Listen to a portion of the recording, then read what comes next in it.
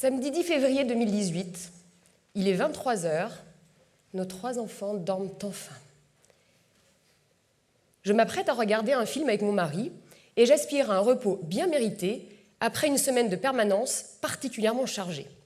Je commande alors la compagnie de gendarmerie départementale de Châteaudun.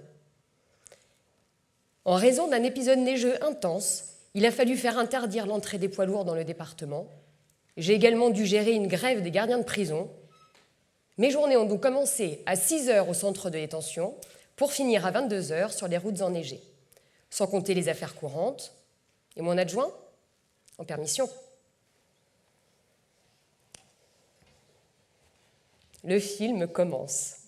Je me glisse sous la couette. Mon téléphone de permanence sonne. Le centre d'urgence de la gendarmerie m'annonce qu'un habitant de Bazoches-en-Dunois vient de faire usage de son arme de chasse contre son ami qui vient de rompre. Je redeviens gendarme, je m'équipe et j'appelle le gradé de permanence de l'unité d'intervention de la compagnie pour m'accompagner sur les lieux. Je souhaite une bonne nuit à mon mari, lui dit de ne pas s'inquiéter, mais pas de m'attendre.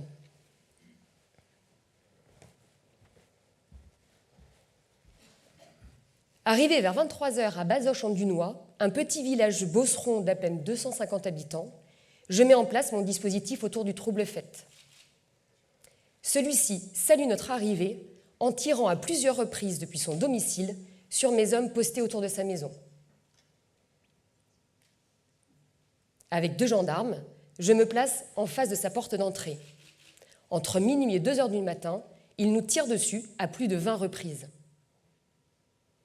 Mais que va penser mon mari quand je lui raconterai demain que je me suis fait canarder pendant 2 heures en pleine nuit à Bazoches-en-Dunois, ce petit village paisible dont il n'a certainement jamais entendu parler? J'espère qu'il ne m'attend pas parce que la nuit s'annonce longue.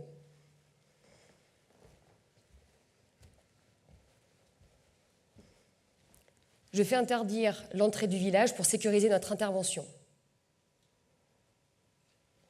Vers 2h30, le forcené sort enfin de son domicile et se tient devant moi, à moins de 2 mètres, proférant des propos totalement incohérents. Alors que je le tiens en joue, et malgré mes injonctions, il ne baisse pas son arme. J'ai quelques secondes pour décider si je tire ou pas. Je ne tire pas. Et il retourne à son domicile. Pourvu que le GIGN arrive vite. La résolution en souplesse de ce genre d'événement, c'est leur spécialité. Il fait tellement froid. La neige est tombée toute la semaine. Même mes gants d'intervention ne me protègent pas. Dès que je le peux, je me rapproche du capot moteur pour me réchauffer. Rien n'y fait. Je rêve de finir cette intervention au plus vite pour rentrer à la maison. Quand je pense que cet après-midi, j'échangeais avec la sous-préfète de Châteaudun sur le conflit social du centre de détention, et me voilà, en pleine nuit, dans le froid, à me faire tirer dessus. Tout de même, quel drôle de métier.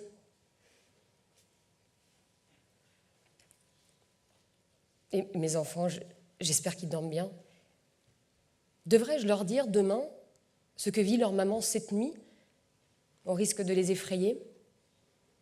Et mon mari, imagine-t-il vraiment ce que je suis en train de vivre?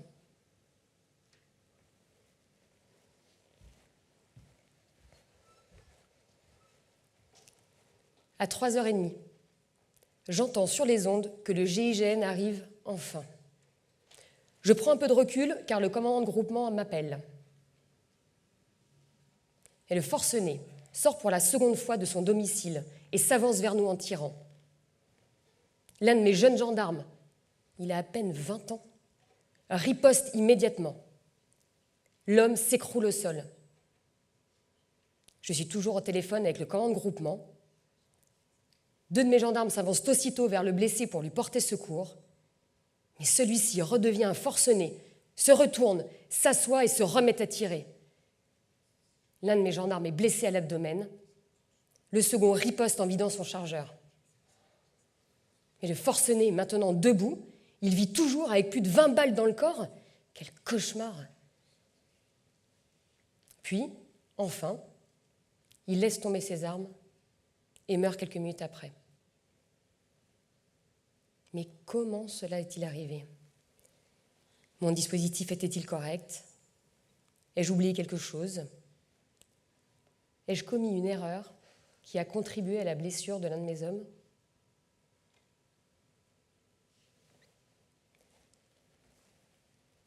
Il est 4 heures. J'ai toujours aussi froid, j'ai toujours les pieds gelés dans la neige et j'ai tant de choses à faire. Rendre compte à ma hiérarchie et aux autorités, le directeur général de la gendarmerie nationale, le procureur de la République, et superviser le début de l'enquête judiciaire. Je ne peux même pas quitter Bazoches-en-Dunois pour annoncer à la femme de mon gendarme blessé l'hospitalisation de son mari.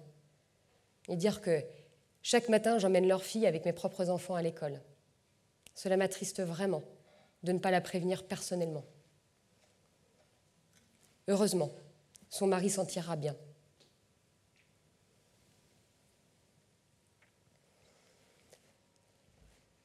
Il est 6 heures. L'enquête judiciaire a bien avancé. Le calme est revenu à Bazoches-en-Dunois, malgré la tache rouge de sang devant sa maison. Mon véhicule est criblé de balles, immobilisé au centre de la Seine. Il faudra que je prévienne mon mari, mais je trouve qu'il est un petit peu tôt. J'attends 7 heures pour l'appeler. Allô, Romain ? Bon, tout va bien, il y a eu un mort et un blessé. Je te rassure, moi je vais bien. Alors par contre, ne nous attends pas aujourd'hui parce que je pense que je vais avoir beaucoup de travail. Je passe vous voir dès que je peux. Je ne rentrerai qu'à la nuit tombée après 5 heures d'audition. Mon mari me dit alors qu'il a eu peur pour moi. Il a eu peur que je ne revienne pas à la maison après cet événement. D'ailleurs, il me fait part de sa crainte régulièrement ressentie lorsque je pars en intervention. Il a eu peur pour moi? Je ne m'étais jamais posé cette question. Je me rends compte alors que mon engagement est un don personnel que j'ai choisi en mon âme et conscience. Cependant, il dépasse ma personne. Il est indissociable du don de ma famille et de leur acceptation de mon métier si exigeant et de ses risques. Je sais qu'ils acceptent mes déménagements, mes journées interminables, mes absences un week-end sur 2. Mes enfants aussi acceptent que je ne prenne pas le temps de jouer avec eux au Playmobil ou à cache-cache lorsque je rentre fatiguée d'une journée intense. Je sais l'engagement de mon mari qui doit s'occuper seul de nos 3 enfants pendant mes interventions. Je pense aux impacts évidents sur sa vie professionnelle. C'est vrai, comment nos conjoints peuvent-ils eux-mêmes s'engager dans une mission à responsabilité, tout simplement gérer leur agenda, alors qu'ils ne peuvent pas compter sur nous?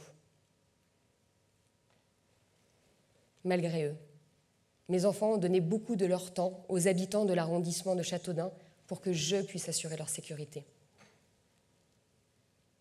Combien de nuits écourtées pour intervenir sur un accident de la route? Combien de réveillons de Noël inachevés pour rechercher une personne disparue? Combien d'anniversaires fêtés dès le petit déjeuner pour être sûr d'être réunis au moins une fois dans la journée?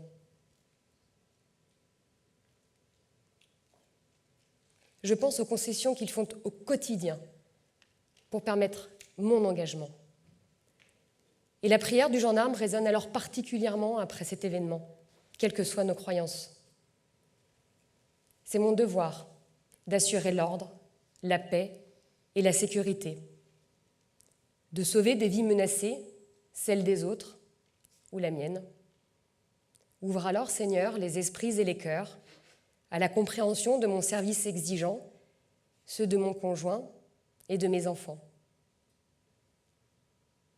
Ce soir-là, je me rends compte que je ne pourrais pas assumer mes responsabilités si ma famille ne me soutenait pas, et je leur suis infiniment reconnaissante de leur don quotidien.